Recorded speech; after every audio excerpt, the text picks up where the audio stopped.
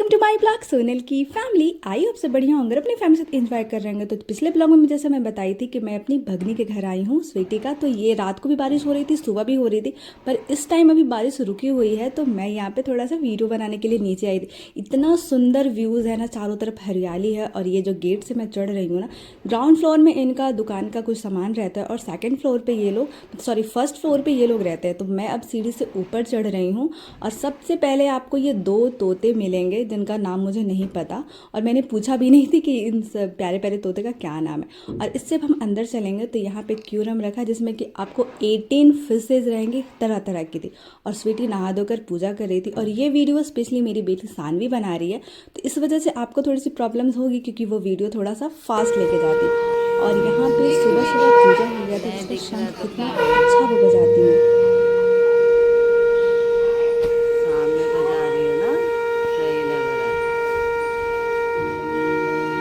बाबू भी मेरा निकल के सुन रहा है। लोग नहा धोकर रेडी हो गए थे और स्वीटी पूजा करके पूरे घर में मतलब दिया आरती दिखा रही थी। और उसके बाद फिर हम लोग सारे लोग नाश्ता करेंगे। और मैं आपको इनका ना मंदिर भी दिखाती हूँ। एक कमरा है जिसके अंदर यहाँ पे संगमरमर का जो मूर्ति है और उसके अंदर बहुत सारे भगवान हैं। मैं अंदर फ़ोन लेके नहीं गई। और यहाँ पे उनका जो टीवी पॉइंट है, अब पता नहीं कौन सी मूवी देख रहे थे बच्चे, जो कि मुझे ऐसा बहुत ध्यान से मुझे देखना पड़ा। तब मुझे ऐसा लगा कि हाँ मूवी चल रही, क्योंकि टीवी पूरा अंधेरा था और ये यूट्यूब से ही रिलेटेड कोई मूवी थी जो कि देखने में अच्छी लगी।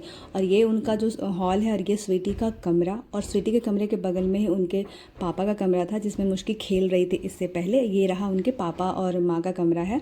और जो कमरा में आपको साइन दिख रहा होगा ना, मुझे बहुत अच्छा लग रहा था कि जो यहाँ पे जो भी चीज़ें थी ना, बहुत ही नीट एंड क्लीन और चमक रही थी। फिर स्वीटी पूजा करने के बाद हम लोग सबको प्रसाद देती है। हम लोग गुरुवार का दिन वो पूजा कर रही थी, तो भोग में वो लगाई थी चना, गुड़ और तुलसी पत्ता। मतलब वो और सारे बच्चों को सबको एक एक करके प्रसाद दे रही थी। पर जो था ना, तुलसी पत्ता जो था मेरा बाबू नहीं खा रहा था, तो वो गुड़ और चना तो खा लिया, पर वो तुलसी का पत्ता और सानवी भी को भी नहीं पसंद आया। तो मैंने सारे प्रसाद का तुलसी पत्ता मैं खुद खाई और पतिदेव भी अपना प्रसाद ग्रहण किए। और ये भगवान का भोग लेने के बाद फिर मैं चलती हूँ किचन। आपको दिखाती हूँ कि स्वीटी किचन में सुबह सुबह इतना जल्दी सब कुछ रेडी कर दी थी, क्योंकि हम लोग को आज निकलने के वापस जाना भी है टाटा। तो वो बना रखी थी यहाँ पे आलू का भुंजिया एंड मशरूम की सब्जी, पास्ता, पूड़ी, और फिर एक चीज़ और था, मुझे नाम याद नहीं आ रहा है। तो ये सारा चीज़ आप देखिए डाइनिंग टेबल पे खाना लग चुका है। बच्चे पास्ता खा रहे हैं और मैं और पतिदेव दोनों रोटी और पास्ता मिक्स सब चीज़ खाने वाले हैं। और यहाँ का जो एक लड्डू था वो भी बहुत टेस्टी और बहुत यमी लगा था। तो हम लोग यहाँ पे नाश्ता कर लेने के बाद थोड़ी देर रेस्ट करेंगे, मतलब थोड़ा देर वेट करेंगे, क्योंकि हम लोग की ट्रेन जो है ना वंदे भारत थोड़ी लेट हो गई थी। इस वजह से हम लोग यहाँ पे बहुत आराम से खा रहे थे। और संजय जी का कुछ दुकान में काम आ गया था, इस वजह से वो हम लोग के साथ नाश्ता नहीं कर रहे हैं। और हम लोग डाइनिंग टेबल पे सब लोग बैठे हैं और स्वीटी अभी कुछ काम कर रही है, इसकी वजह से वो भी थोड़ा बिजी है, क्योंकि सुबह सुबह का टाइम तो बहुत बिजी रहता है और काम भी रहता है। हम लोग जाने वाले भी थे, तो हम लोग वही थोड़ा आराम कर रहे थे कि हम लोग की जब ट्रेन राइट टाइम पे होगी ना, तो फिर हम लोग घर से निकलेंगे। स्वीटी की छोटी सास भी वहीं पास में रहती हैं और हम लोग नहीं जा पाए थे मिलने, क्योंकि बारिश भी बहुत हो रही थी और रास्ते में पूरा मतलब फिसलन हो गया था, तो हम लोग जा नहीं पाए। हम सोचे लोग जब आएंगे तो हम लोग सुबह निकल लेंगे।